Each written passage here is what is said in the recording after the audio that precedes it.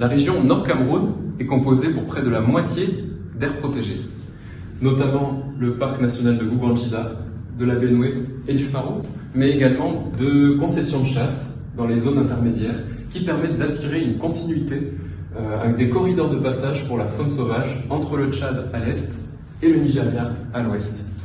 Nos actions de conservation visent à restaurer ces corridors de passage.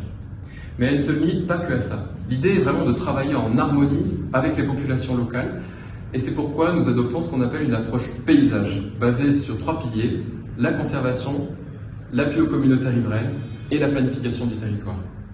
Partant de Boubanjida, on vous emmène donc maintenant à Tcholiré, où une salle opérationnelle a été mise en place qui permet aux partenaires d'effectuer un suivi à la fois de la lutte anti-braconnage, mais aussi du suivi écologique sur l'ensemble du paysage Benoué-Boubanjida.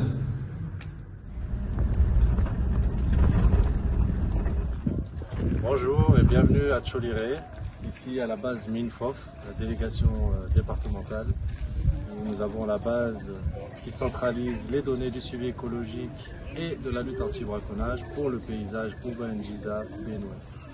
Ici nous avons une vue générale du paysage nord et les différentes activités qui s'y mènent, à la fois de suivi des personnes, des colliers et des moyens roulants tels que notre aéronef là. C'est aussi à Tcholiré que nos partenaires appuient les autorités judiciaires dans le suivi du contentieux afin que les arrestations sur le terrain soient réellement suivies des faits et les peines suffisamment dissuasives. Les actions de conservation de la biodiversité doivent bien évidemment contribuer à l'amélioration des revenus des communautés riveraines des parcs. Dans ce contexte, l'Union européenne appuie les ONG partenaires dans le cadre d'actions de reboisement, d'appui au développement d'activités génératrices de revenus, d'accès à l'eau et également à la santé.